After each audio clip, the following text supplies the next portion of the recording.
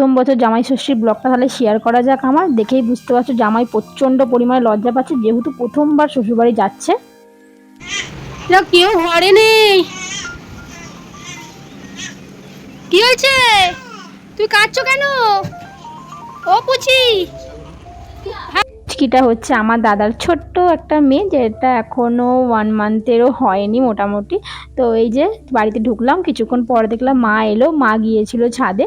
তো আসতে না আসতেই একটু কিছুক্ষণ বসার পরেই মা দেখলাম ফলার নিয়ে চলে এলো। তো ফলারের মধ্যে তো অনেক কিছুই ছিল, ও তো একদমই খেতে চাইছিল না, যেহেতু ও অত মিষ্টি পছন্দ করে না।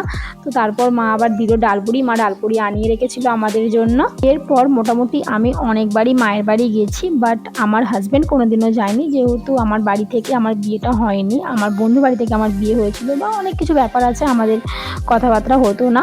ফার্স্ট টাইম এই বছর জামাই ষষ্ঠীতে মা নেমন্তন্ন করলো।